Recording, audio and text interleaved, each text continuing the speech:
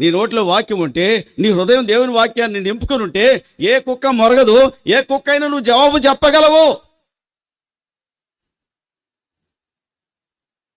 వాళ్ళ క్రైస్తవులు ఎందుకు చేతకాని వాళ్ళు అయినారంటే ఇదే కారణం. వాళ్ళు బైబిల్ చదవరు, వాళ్ళకి రాజకీయాలు ఎక్కువ.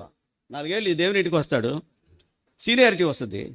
సీనియారిటీ వస్తే ఏం చేస్తాడు? ఇక సీనియారిటీ వస్తే చేసే పని ఏంటంటే దాని తర్వాత ముందు వచ్చిన వాళ్ళని చూస్తాడు.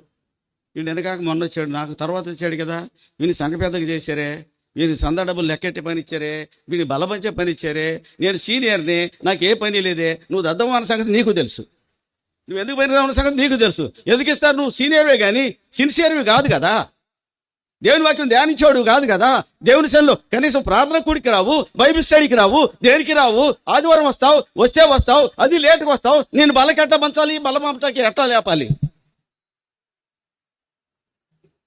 భక్సింగ్ గారు అనేవాడు లేటుకు వస్తే 100 సార్లు సిగ్గుపడాలనేవాడు. లేటుకు వస్తే 100 సార్లు సిగ్గుపడాలనేవాడు. నువ్వు సంఘ పెద్దకి ఎందుకు పనికి వస్తావు? లేటుకు వచ్చేవాడు, దేనిలో నమ్మకం లేనివాడివి.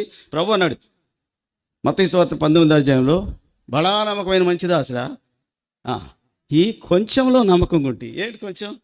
చెప్పిన పనిలో కొంచెం చెప్పినా నమ్మకం ఉంటే చాలు దేవునికి.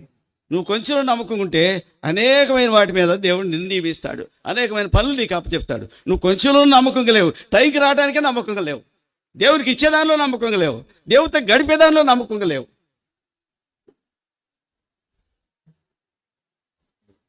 దేవుని మందిరం బట్టి ఆషామాషి వర్షం కాదు.